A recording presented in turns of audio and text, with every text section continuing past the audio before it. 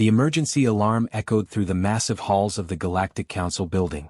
Representatives from dozens of worlds hurried toward the main meeting room, their faces showing confusion and worry. This was only the third time in over 1,000 years that such an alarm had been used. Dr. Marcus Webb sat in the observation area above the main floor, adjusting his translation device. As one of the few human scientists working with the Council, he often attended these meetings to learn about new discoveries across the galaxy. He had no idea that today's meeting would be about his own species.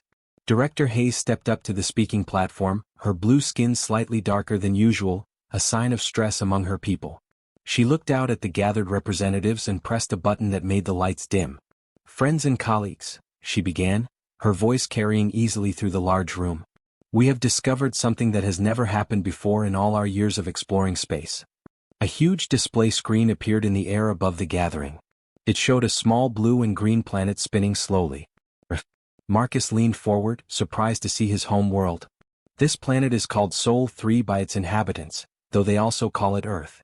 3 months ago, our long-range scouts found this world and began studying the dominant species living there." The screen changed to show numbers and charts. Population counts, technology levels, and other data scrolled past. Marcus read the information with growing confusion. "The species calls itself human," Director Hayes continued.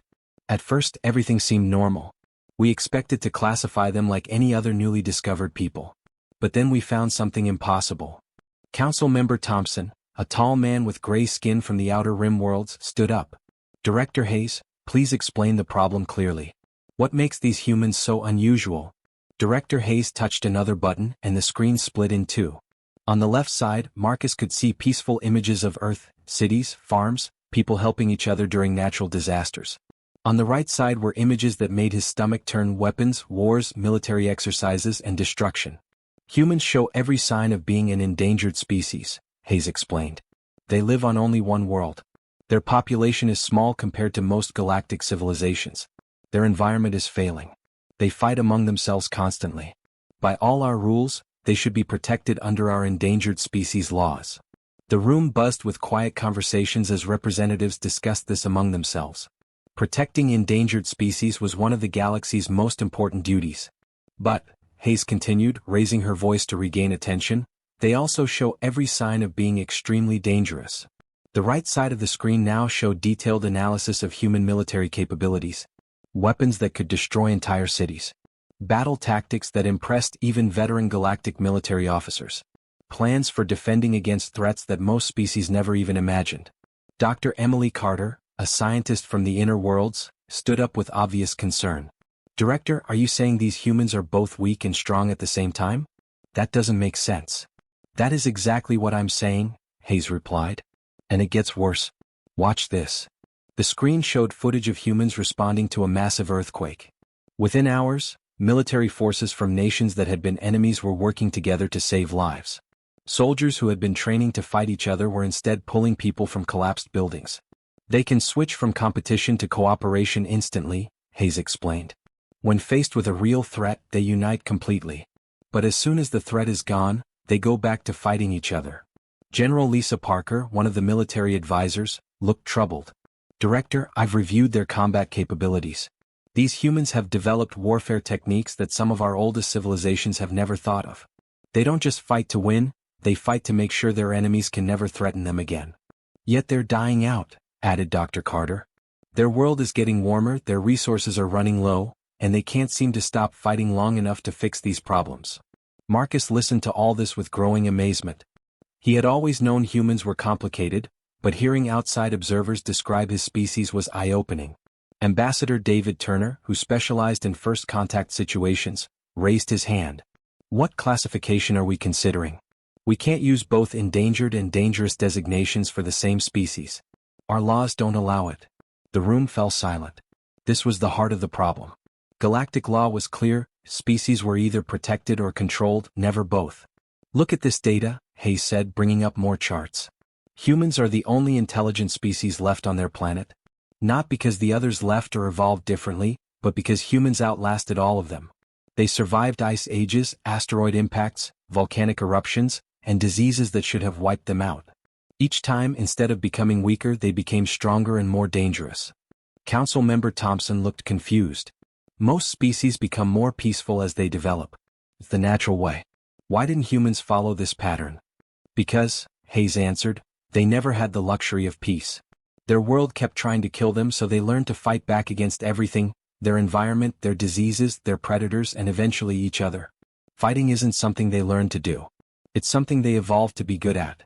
The implications of this statement settled over the room like a heavy blanket. Every representative understood what this meant for galactic policy. So what do we do? Asked Dr. Carter. If we protect them, we might be helping a dangerous species grow stronger.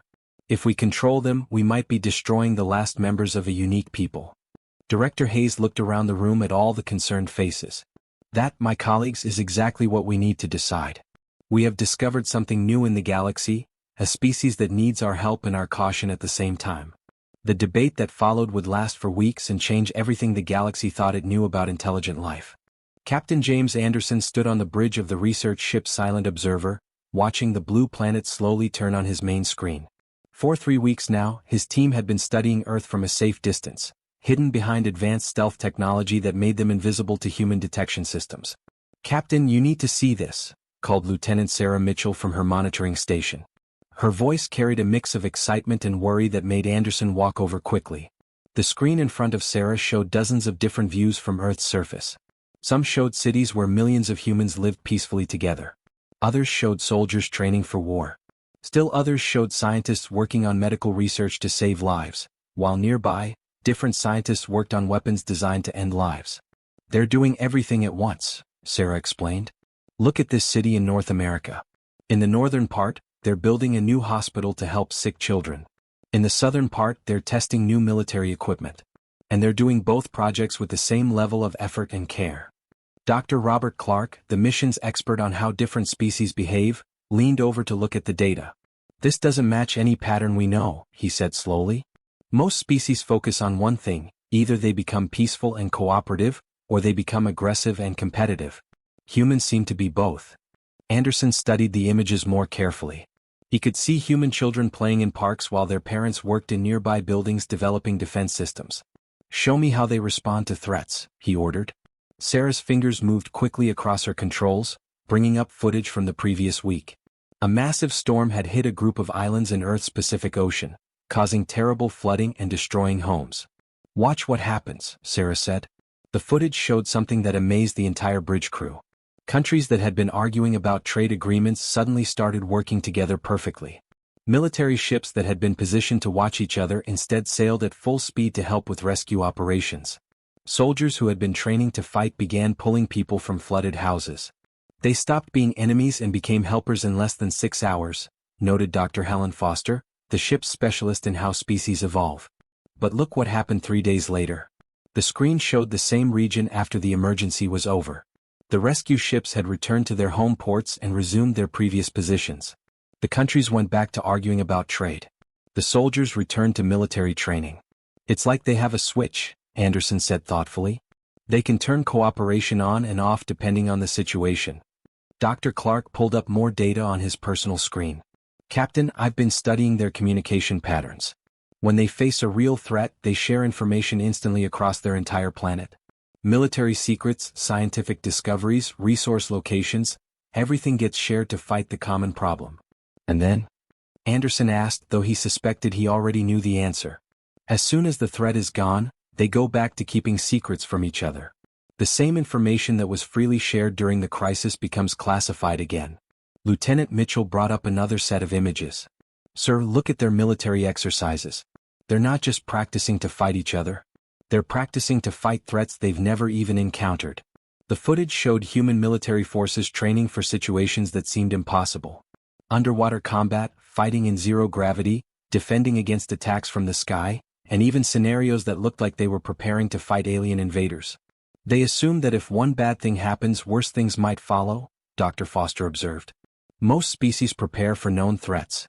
Humans prepare for threats they can imagine, even if they've never seen them." Anderson walked to the large viewing window and stared at Earth. "What about their civilian population?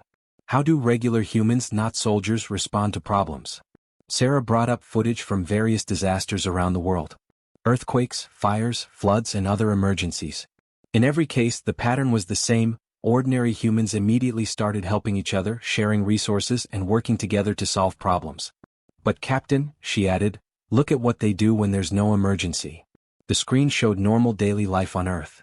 Humans competing for jobs, arguing about politics, fighting over resources, and generally treating each other as rivals rather than allies. They're cooperative and competitive at the same time, Dr. Clark said, shaking his head in amazement. It's like they can't decide what kind of species they want to be. Dr. Foster pulled up evolutionary data from her research. I think I understand what we're seeing. Most species evolve in environments that favor either cooperation or competition. But humans evolved on a world that required both, depending on the circumstances. She pointed to Earth on the main screen. Their planet has always been dangerous. Ice ages, volcanoes, earthquakes, diseases, predators, everything that could threaten a developing species. To survive, they had to compete with each other for limited resources, but also cooperate when facing threats that were too big for individuals or small groups to handle.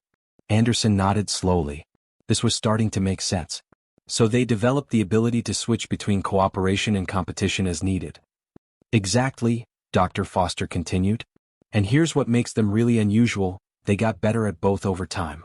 They didn't choose one strategy over the other. They improved both strategies and learned to use them together. Lieutenant Mitchell looked up from her station with concern. Captain, there's something else. I've been monitoring their space programs. They're not just trying to explore space for science or resources. What do you mean? Anderson asked. They're preparing to leave their planet permanently. Not all of them, but enough to ensure their species survives even if something destroys Earth. They're planning for the possibility that they might need to start over somewhere else. The bridge fell silent as everyone considered what this meant.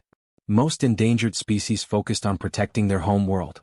Humans were preparing to abandon theirs if necessary. They're not just dangerous because they can fight, Anderson realized. They're dangerous because they think like survivors.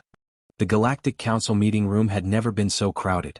Representatives from every major civilization sat in their designated areas, all talking quietly among themselves about the human problem. Admiral Michael Stone stood at one end of the speaker's platform while Dr. Patricia Williams stood at the other, both preparing to present completely different recommendations. Director Hayes called for silence and gestured toward Admiral Stone. Admiral, please present the military assessment. Stone activated his display screen, showing detailed analysis of human combat capabilities. After studying these humans for over a month, our conclusion is clear. They must be classified as extremely dangerous and placed under strict containment protocols. Murmurs rippled through the assembly. Containment protocols were rarely used and only for species that threatened galactic stability. Look at this data, Stone continued.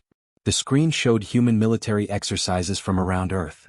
They have independently developed combat strategies that match our most advanced warfare techniques. Some of their innovations actually exceed what we use in the galactic military. Ambassador David Turner, who had spent years working on peaceful first contact situations, raised his hand. Admiral, surely you're exaggerating. They're confined to one small planet with primitive space travel. Stone's expression grew serious. Ambassador, these humans have weaponized everything on their planet. They've turned basic chemistry into explosives, physics into energy weapons, and biology into warfare tools. They even use their weather patterns and geological features as military assets. The screen showed examples of human military thinking. Underground bunkers that could survive planet-wide disasters. Weapons that could work in space, underwater, or in any environment. Battle plans that assumed enemies would attack from directions most species never considered. But that's not the most concerning part, Stone added. They don't just plan to fight other humans. They automatically assume any new threat, including potential contact with alien species, might require military response. Dr. Williams stepped forward, clearly disagreeing. Admiral Stone is focusing only on human capabilities, not their circumstances. These people are dying out and desperately need our help. Her screen showed Earth's environmental problems. Rising temperatures, disappearing forests, polluted oceans, and extinct animals. Their world is failing and they don't have the technology to fix it alone. By our laws, they qualify for immediate protection under the Endangered Species Protocol. General Lisa Parker, one of the military advisors, looked skeptical. Dr. Williams, how do you explain their aggressive behavior if they're just a peaceful species in trouble? Williams had clearly expected this question. General, what you call aggressive behavior is actually survival behavior. These humans have faced constant threats throughout their evolution. Their planet has tried to destroy them multiple times with ice ages, asteroid impacts, volcanic eruptions, and diseases. They learned to fight back against everything because they had to. The debate continued for hours with representatives taking sides. Those supporting protection pointed to humanity's small population and single planet. Those supporting containment worried about their combat abilities and aggressive tendencies. Then something unexpected happened that changed everything. Communications Officer Mark Davis, who had been quietly monitoring space around Earth, suddenly stood up with urgency. Director Hayes, we have a problem. The humans know we're here. The entire room fell silent. First contact protocols required that observation remain completely secret until the Council decided how to proceed. That's impossible, Admiral Stone said. Our stealth technology is perfect. No pre-space civilization has ever detected our ships. Davis activated his communication display for everyone to see. Sir, their deep space probe called Voyager 7 detected gravitational anomalies caused by our ships. Then they used radio signal analysis to confirm that something artificial was in their outer solar system. Director Hayes looked shocked. How long ago did this happen? 17 minutes ago, Davis replied. And here's their response. The main display screen now showed activity all across Earth. Military bases worldwide had gone to high alert status. Weapons systems were being activated. Space tracking stations were focusing on the area where the observation fleet was hidden. But at the same time, something else was happening that confused everyone in the room. They're broadcasting messages to us, Davis reported, looking puzzled. Multiple languages, mathematical formulas, cultural information, and requests for peaceful communication. Dr. Williams stared at the data. They're preparing for war and peace simultaneously? The screen split to show both types of human activity. On one side, military forces were taking defensive positions and preparing for possible attack. On the other side, scientists and diplomats were trying to communicate with the unknown visitors. Ambassador Turner looked amazed. Most species choose one response when they encounter the unknown. They either try to fight or try to communicate. Humans are doing both. Admiral Stone studied the military preparations with professional interest. Look at their defensive positioning. They're not just protecting their major cities and military bases. They're setting up to continue resistance even if their main forces are destroyed. But they're also sharing their most valuable cultural achievements with us, Dr. Williams added, watching the communication attempts. Art, music, scientific discoveries, mathematical proofs, they're trying to show us the best of their civilization. Captain Anderson's voice came through the communication system from the observation fleet. Council members, the human response is evolving in real time. They've unified their entire planet's military command structure in less than an hour, but they've also created a joint diplomatic mission with representatives from every major human nation. Director Hayes felt the weight of history on her shoulders. Humanity had forced the galaxy's hand simply by being exactly what they were, simultaneously threatening and hopeful. They assume we might be hostile, she said slowly, so they prepare to fight. But they also hope we might be friendly, so they prepare to talk. The room buzzed with nervous energy as representatives realized what this meant. Every previous first contact had followed predictable patterns. Species were either aggressive or peaceful, advanced or primitive, unified or divided. Humans appeared to be all of these things at once. General Parker looked at the constantly updating displays showing human activity. Director, we need to make a decision quickly. They're not going to wait for us to figure out what they are. They're going to keep being exactly what they are, whether we understand it or not. Director Hayes nodded grimly. The Council faced an unprecedented situation that would require an unprecedented solution. The testing scenario began just as Earth's sun started to rise over the Pacific Ocean. Captain Anderson stood on the bridge of his ship, now joined by military observers from 12 different worlds who had come to witness humanity's first real test. The plan seemed simple enough. The Council's technicians would create what appeared to be a large asteroid heading toward one of Earth's space stations. It wasn't a real threat, just an advanced hologram combined with fake energy readings that human sensors would detect. The test was designed to see how an endangered species would react to a crisis they couldn't handle alone. Beginning the simulation now, reported Chief Technician Paul Roberts from the test control station. The fake asteroid will appear on human sensors in approximately 4 minutes. Admiral Stone watched from the observation deck, surrounded by military experts from across the galaxy. They all expected to see typical endangered species behavior: panic, confusion, desperate calls for help, and attempts to evacuate to safety. What actually happened shocked everyone. "Sir," Lieutenant Mitchell called out, her voice tight with disbelief. "Every human military installation on the planet just activated. All of them. Simultaneously." The main display screen showed a real-time map of Earth with thousands of points lighting up in rapid succession. Naval bases, Air Force installations, Army headquarters, space tracking stations, everything the humans had was suddenly operational. Dr. Thomas Wright, who was monitoring human communications, looked up with amazement. "Captain, they've established unified command structure across their entire planet. Nations that were barely talking to each other an hour ago are now sharing classified military information. The fake asteroid appeared on human sensors exactly as planned. But instead of panic, the response was immediate and coordinated. Within minutes, every space-capable vehicle on Earth was being prepared for launch." "They're not trying to evacuate," observed Dr. Foster, studying the human response patterns. "They're mobilizing to fight." The human reaction continued to evolve in ways the test designers hadn't anticipated. Military engineers were calculating trajectories and developing intercept plans.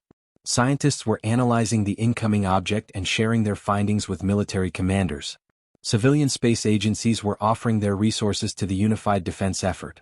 "Sir," reported Wright, "they're not just preparing to destroy the asteroid. They're preparing for what might come after it." The observation screen showed human forces taking positions that had nothing to do with the asteroid threat. Anti-aircraft batteries were being positioned around major cities. Naval ships were spreading out across the oceans. Underground command centers were activating backup systems. Admiral Stone leaned forward with professional interest. "They think the asteroid might be the opening move in a larger attack. They're preparing for invasion." But the most surprising development came when the humans began improvising solutions that the test coordinators hadn't expected. "Captain," called out Lieutenant Mitchell, "they're doing something with their space debris." For decades, Earth's orbit had been cluttered with old satellites, spent rocket stages, and other mechanical waste. Most civilizations saw this as a pollution problem. Humans were turning it into a weapon system. "They're calculating trajectories to use 17,000 pieces of orbital junk as projectiles," reported the tactical analyst.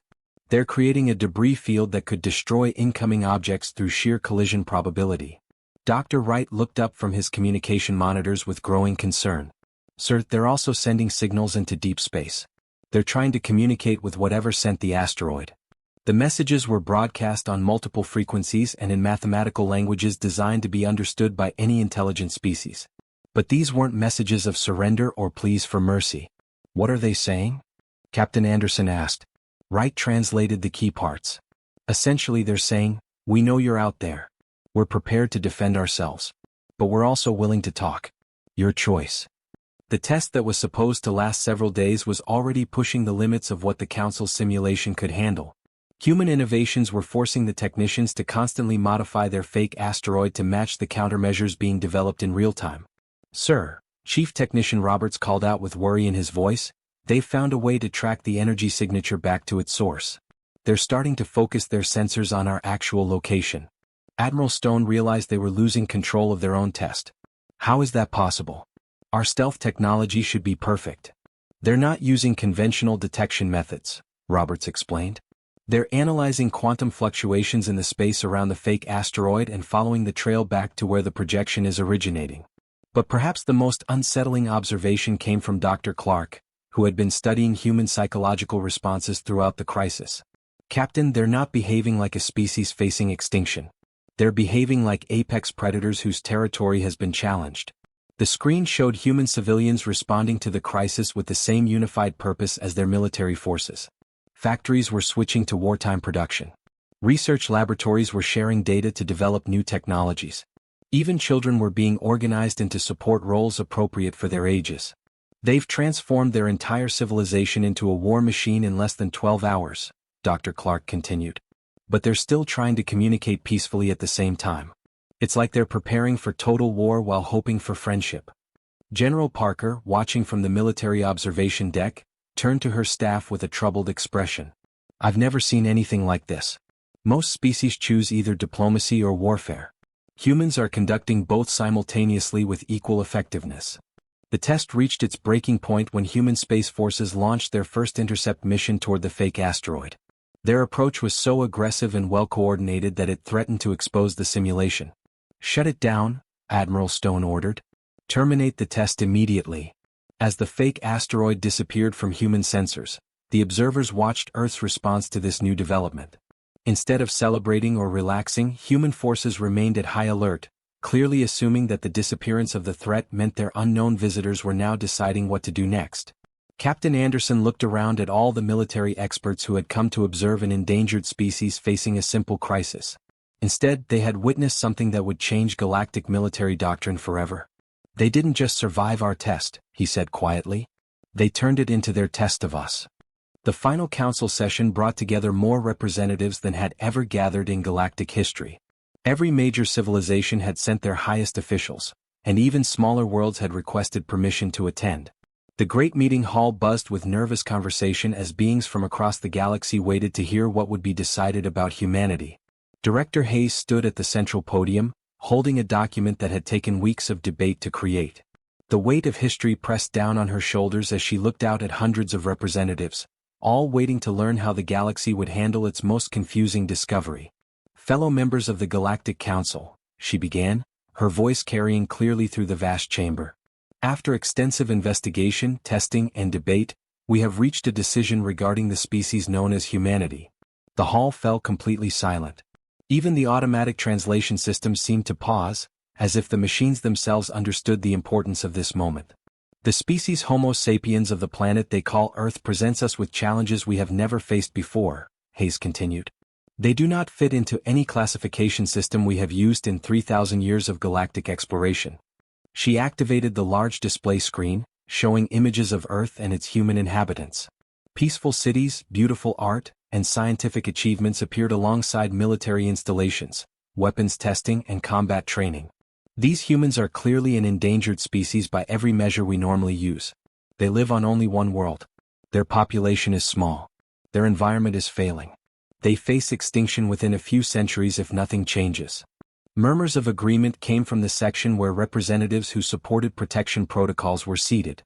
"But," Hayes continued, raising her voice slightly, "they also demonstrate capabilities that qualify them as extremely dangerous by every measure we use for that classification. Their military innovations, strategic thinking, and adaptive responses exceed those of civilizations that have existed for thousands of years." Now the murmurs came from the section supporting containment protocols.